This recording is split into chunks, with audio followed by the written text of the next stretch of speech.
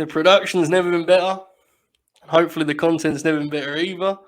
Welcome to the very first LNG Main Event. Happy Saturday. Shoot, this is your baby. So let's get right into it. What is LNG Main Event? Okay, so the concept I have here is basically Joe and I are going to come together. We're going to watch one professional wrestling match. I don't want to say we're going to do commentary because we're not going to be like calling moves or anything. We're not qualified for that, but it's going to be, if you've watched some of our Grin Along shows, at times we just talk about whatever and we don't necessarily, we're watching the show, but we're maybe not talking about, that's not what this is going to be. Right. We're going to actually talk about what's in front of us, or if not, or the wrestlers in front of us, if nothing else. So basically the concept is we're going to do one match a show. We're going to try to set the scene a little bit. We're not going to go overboard. We're not, Right. I'm certainly not going to pretend I'm some wrestling researcher, and I'm not like, Mm-hmm. we're going to look up basic facts. If we have personal connections to these wrestlers, I'm sure we'll talk about that. Obviously, we're doing Kevin Von Erich today, so I picked that for a reason. Early on, this is going to be matches I pick. As time goes on, we may start opening that up and, taking suggestions. It's kind of, especially early on, we're going to focus on earlier stuff. I really like, for me, the concept is matches I've never seen before. I don't really want to do matches I've seen before. Like, eventually we may have to do that, or there may be something that they want us to do, a specific match. But my idea is matches I've never seen before. Preferably with people I'm interested in, or something filling a blind spot like this match here. I've never seen this Kevin Von Erich versus Ric Flair match, which is insane if you've heard me talk about Kevin Von Erich, but that's, that stuff happens. So, yeah, I mean, that's the basic concept. We're going to try to have an episode every single week. And we'll see how it goes. I think this will be fun. But the idea here is that this is an audio or video, however you choose to consume it, Right. that you can play alongside the match, and it'll actually be companion audio. And I don't want to speak for you, but when you pitched it to me, the idea, I must admit, romantically, there's something to be said for us having a Saturday evening program where we watch some wrestling. Exactly. Now, for audio, you get a little early, but if you want to pencil this in and say you do on a Saturday for, just shy of an hour, probably most weeks, right? Then I think this will be a really good time. Right, we'll just get to it. Kevin Von Erich, Ric Flair, you kind of set the stage a little bit there, but just any other details, people that come in at this completely blind as you can be for a Ric Flair match. But, what would you tell people just to kind of lay the groundwork here?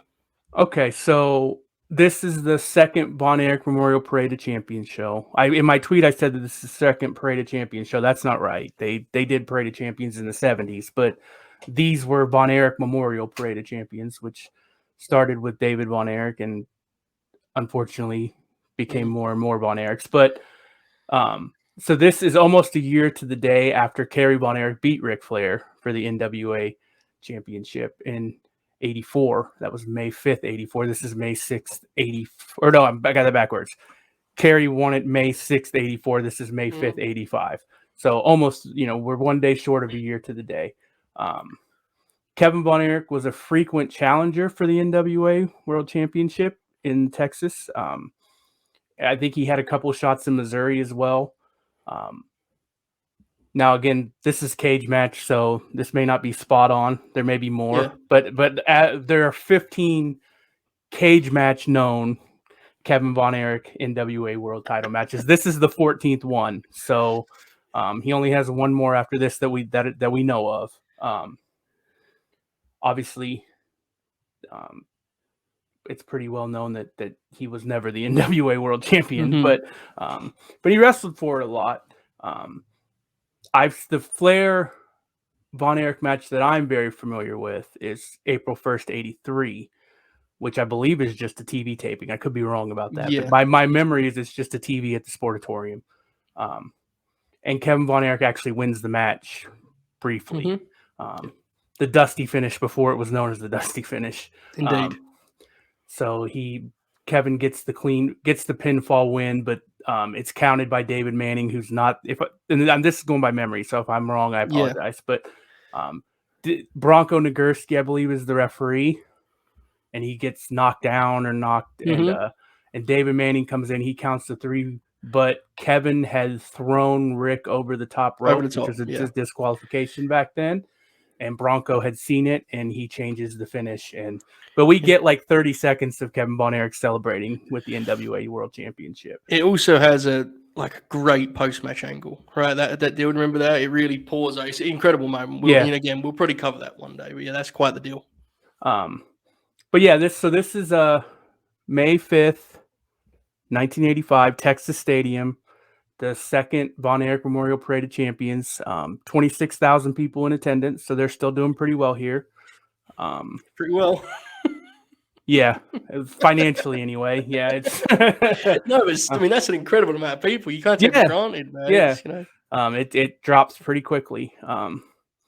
See, and again, like I did my world class project, and we didn't make it to 85, so these are blind spots still for me. Most of what I've seen of Kevin is from 83 and then late in his career when I was a kid, and that's how I discovered Kevin Von Erich. But we'll talk about that more as we watch the match. So we do want to be like, we'll try to make a spectacle of when we're starting the match so we can make it clear for everyone. Yes.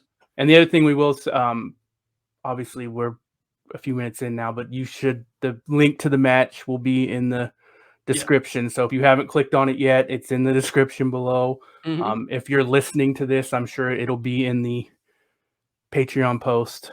We'll make it very clear where we're watching this. So if you're ready, we'll go ahead and... I'm ready. Well, shoot, you when I'm counted down, you hit play on our behalf here. We're synced up pretty neatly. Folks at home, we're going to hit play in 5, 4, 3, 2, 1, play. Look at that. Right. Look at that image there, Shoot. Look at that. It's beautiful. So the cool thing about World Class, and this was the first thing I noticed, is like they did these big shows, but then they would air the matches on their TV. Yeah. Because obviously, they didn't do closed circuit or anything. So it was like they had a big event, but if you didn't go, you got to see most of the show on the television. Which was something that I discovered when we did our watch along, because I was really worried about that. Are we going to watch the TV and then we get to the big show and we don't get to see like the payoff? But they air it all. That's a common issue of when you go back and watch the territory wrestling, right? In that sense, World Class was much more modern than its counterparts. I think it's fair to say, right? World Class was... This could be, but from what I understand, I think it's kind of like the first television-centric production. Like they did live events, but it wasn't like... It was like live events are now, where it didn't necessarily... Yeah, I think they probably changed titles every now and then at one of them, but like it was definitely a TV-centric product. When you said, the 15 times he challenged, it's like, I'm sure there's some people that are listening to this that are like, oh my God, that's unthinkable. But that is such a wonderful thought to me. There'll always be something to that for me. I think wrestling's obviously kind of naturally losing that with that, but there's something to be said for it, right? That story you can keep going back to over. 15's a lot, but I think there's something to be said for it. And that was over 6 years, 79 to 85. 83, he had multiple. I think we watched a Harley match where he wrestled. He wrestled Flair 7 times for the title. He wrestled Harley 8 times for the title. There's a Harley match. I believe it's from 83. I don't know the date offhand that Joe and I watched together, and they just beat the hell out of each other, which is common for Kevin Von Erich matches. Yeah. Now, if you probably have noticed maybe for the first time that there's 2 rings here. This is actually Kevin's second match of the show, and from what I can tell, it's his second match in a row. They did a 12-man tag, 2-ring 12-man tag.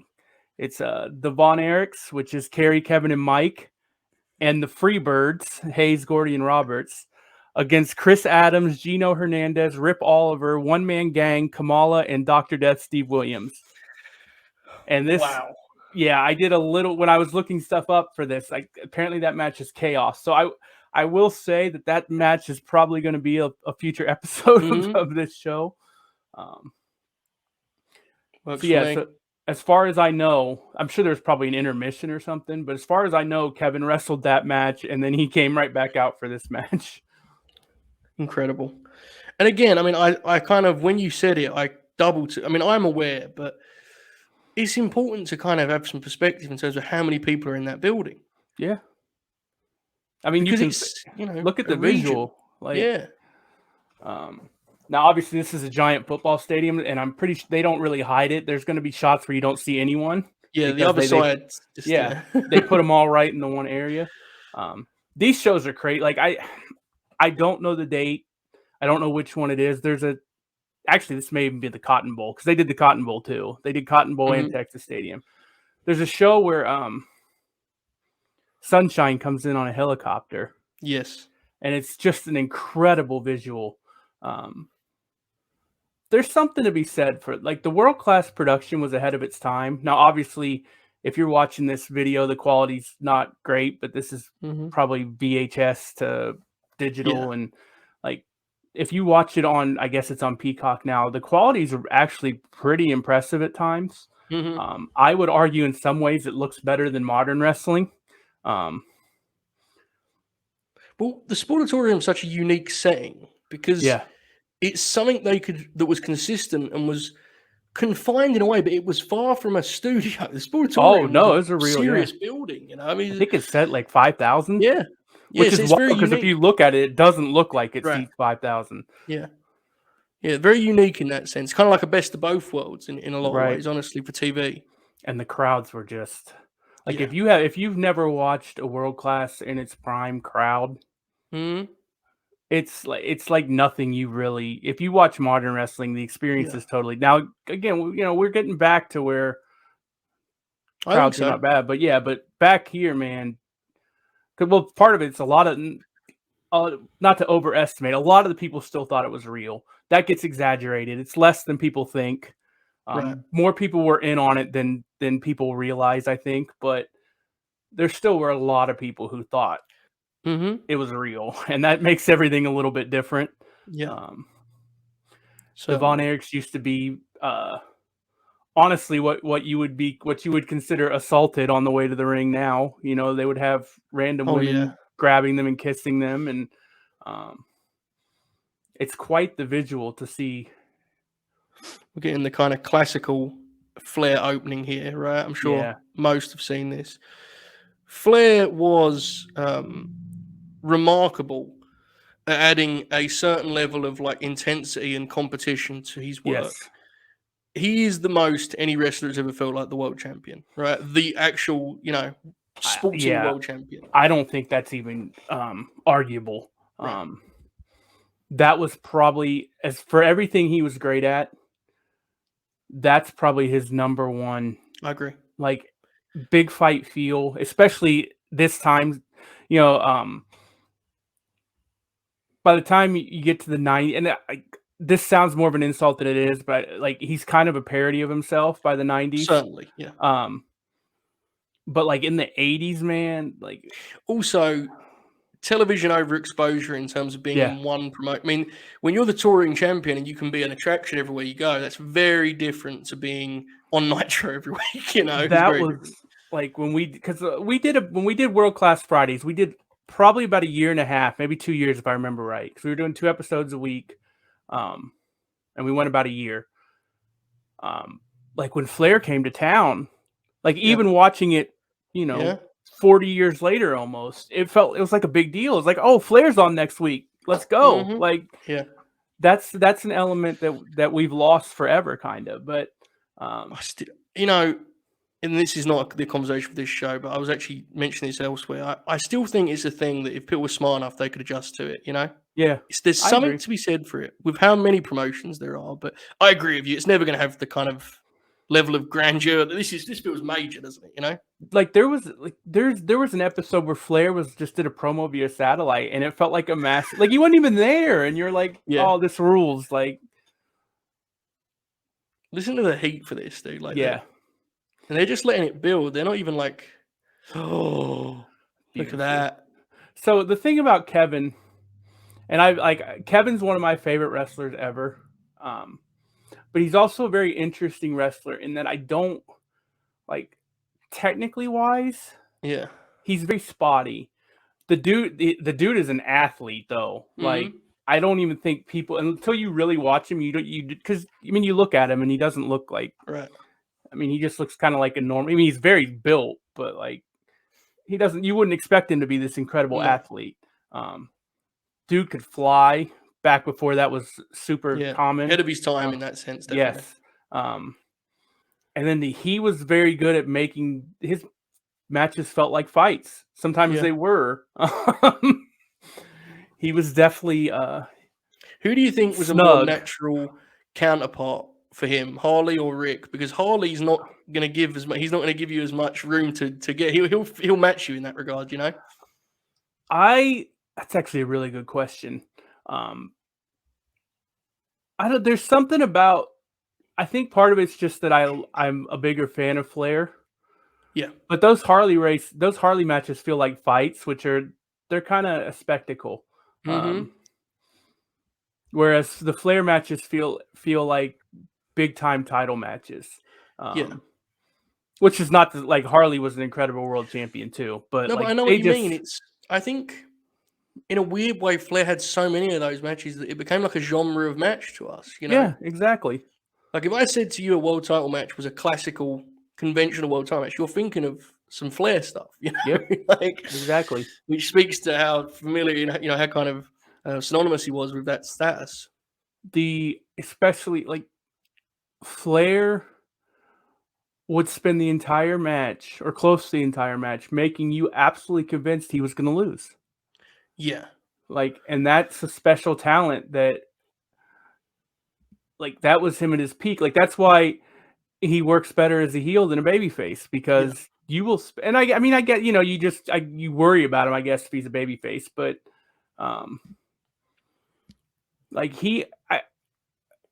I feel like as a heel, he dominates matches way less than most heels did.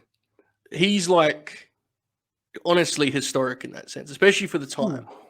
Because Flair sees his control as guiding the pace, not controlling the offense.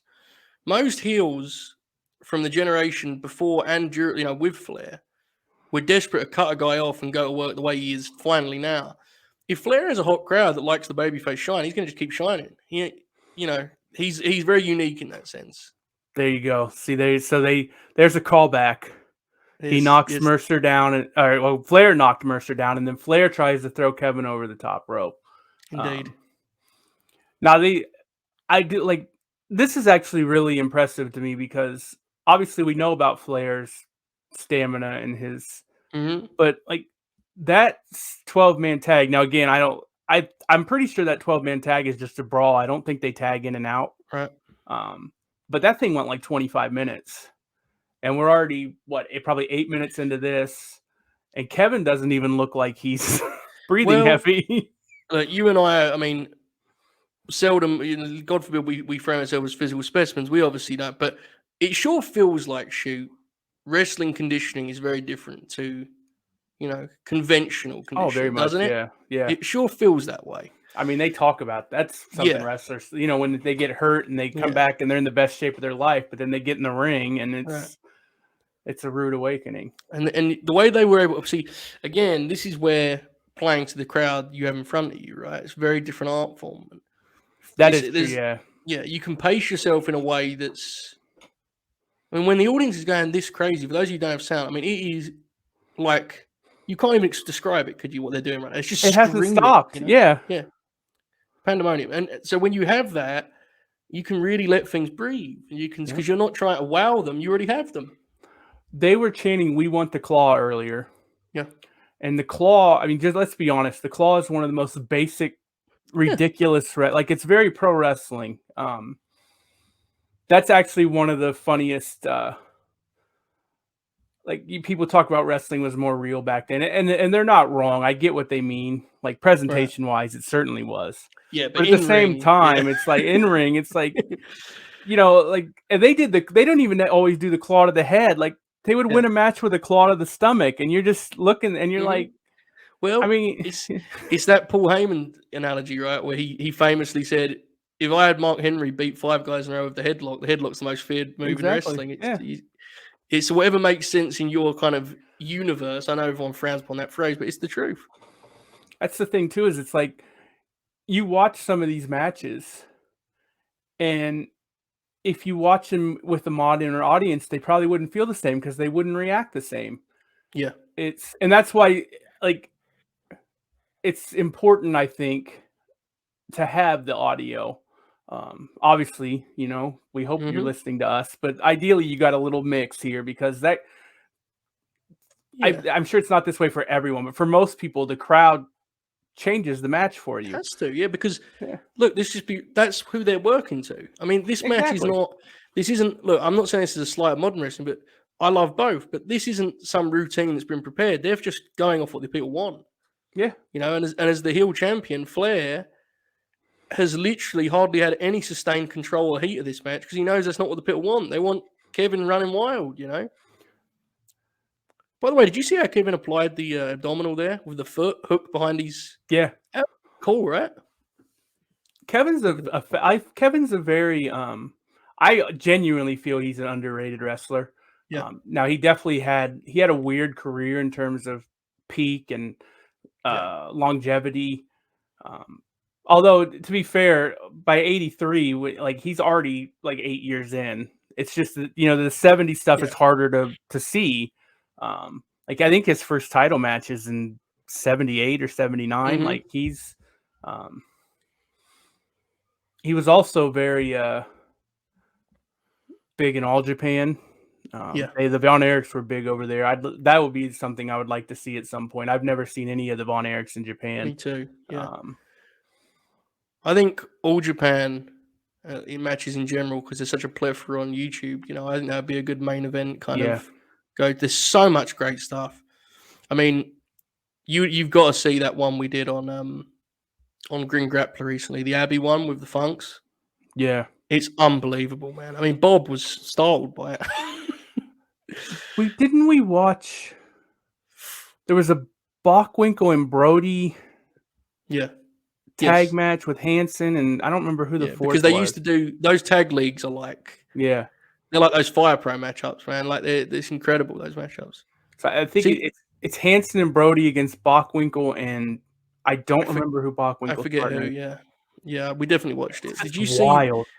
Perfect example there. Flair had control, went for his famed knee drop, and Von Erich moved, and it's like they're not ready yet, dude. They're not ready. Just keep rolling. Like Flair's basically, he'll give a guy room to fill, right? Like he'll do his part, he'll bump and sell for it, and he'll kind of give you. And you're almost seeing here Kevin Von Erich just filling in gaps and doing different stuff now because we're in kind of the second act of the match. Yep.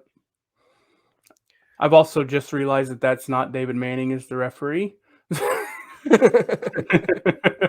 I'm not familiar with that referee. He was not there in 83. Oh, here we go. Yep.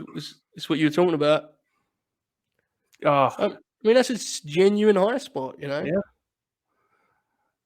So they just switched rings, right? Yeah, switch that rings. Rules. I mean, honestly, it's not totally illogical, right? No, why not? Crowd bit on that, didn't they? Yeah, they did. That was impressive enough. Here he goes. Yep, there he goes.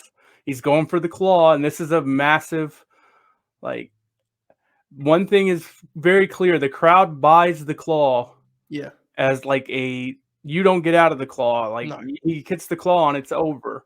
Very protected. I've seen matches. It may have been Kerry. I can't remember, but there's matches where they get the claw on the stomach and they pin the guy with it. Like, it's beautiful. It's ridiculous, but it's like you have to understand the context of the time. Yeah. Like, absolutely. David obviously was good at, like, that's the interesting, and like I definitely want to dive into David Von Erich. Well, he was the best worker. He was the best one. Ready to win the NWA title is the talk, right? The idea. The way I put it is David was the best worker. I think Kevin was the second best worker. Kerry was third. Yeah. Kerry probably had the best look, but David was close. Kevin obviously was third of the three in the look department. Yeah. Kevin was third as far as being a star. David was would have been bigger than Kerry for sure. Like Kerry had that token title reign. Yeah. David would have had a real. Well, David passed in Japan, right? And Yeah. the belief was he was like up next. He was going to be the world champ. He was, because he could talk, and that was kind of an issue definitely for Kerry. And Kevin wasn't. Kevin had his moments. He's actually a better promo, I think, than people think when he's got real content to get into. But David was a good promo. Mm-hmm. And the three of them together, man. Special act. One of the most special acts in wrestling history. There's an interesting Kevin promo from when the Jarretts are involved years later and they're trying to kind of resurrect the promotion. Yeah. And he actually plays with being a heel. It's really interesting. I know you've seen that, but that's saying that kind of shows you a little bit of his actual skill set beyond just being this particular role, you know? I genuinely believe that he never really reached the level he should have reached. Yeah. I wonder. That was a common tale, unfortunately, for a lot of, you know. Especially for the Von Erichs. Yes, certainly. I'm fascinated by how Kevin would have done somewhere else. Do you see? Sorry, shoot. Did you see Flair? The way he was. Here he goes. I mean, not so subtly, because again, he's working for the audience. But after every one of those strikes, you see Flair just look and say something, and I think we more, and it's like it's building that pressure in the pipes. You know, it's like they're going to go back to the corner now. That's definitely one of the things about their production. Now the video quality here is not good enough, but like when you have a good, like you can definitely see them like calling spots and talking to each other, because at this time guys are much more working to the live crowd, so they're not as kind of cognizant of it. But what was you saying about, you think Kevin, it'd be nice to see him in a different spot to kind of it would have been like how he would have done like with Crockett maybe, or and I'm not saying he would have been world champion or anything, but it would have been really interesting to see how he would have done. They almost went to WWE at one point, WWF at the time. There's still like I don't know if it's ever been confirmed, but there was like at one point I believe Kerry was like could have been Hogan.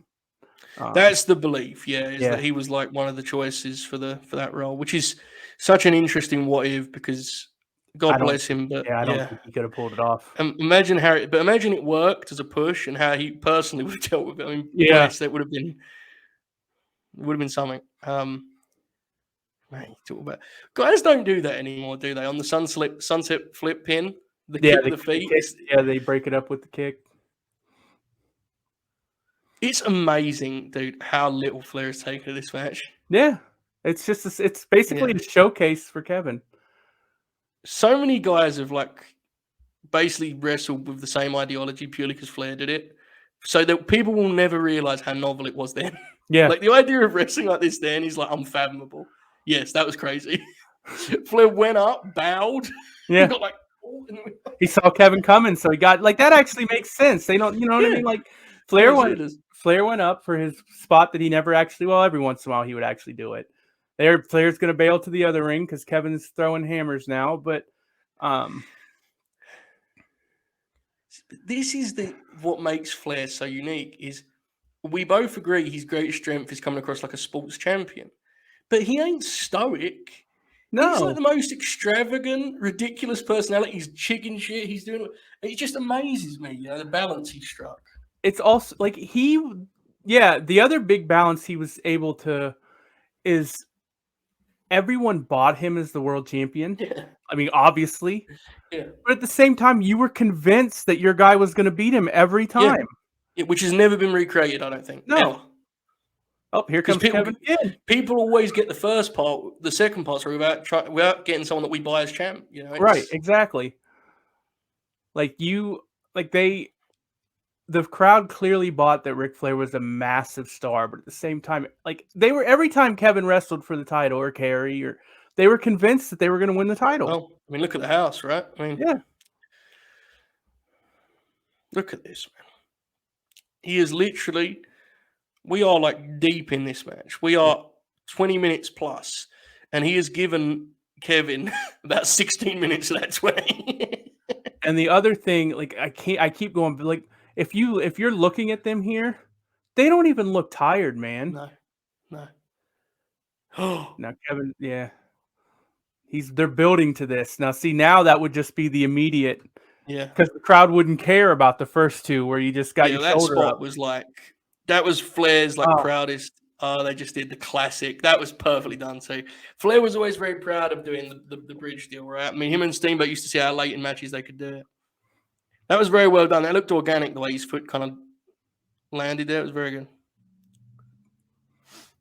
Look at this. See, Look at there it that. is. The claw. People are just screaming. It's just hysteria. Kevin was very like he would take a bump and get right back up. Yeah.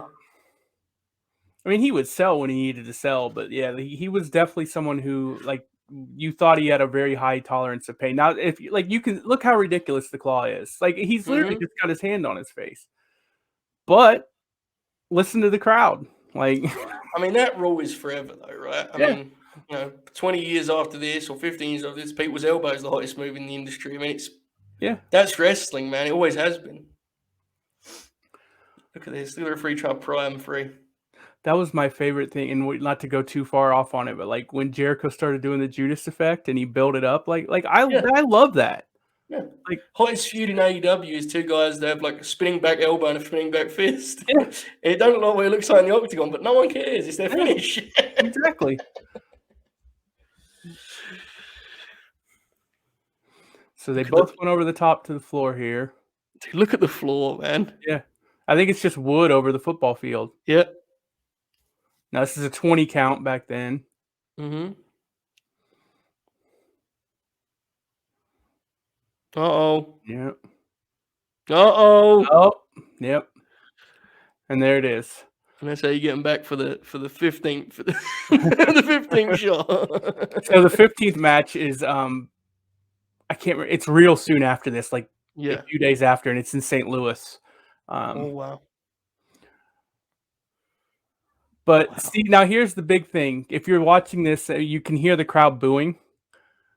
The difference between today is they're not booing the promotion. They're just bummed because this is like, well, Flair, right? Too. Flair basically chickened out. Yeah.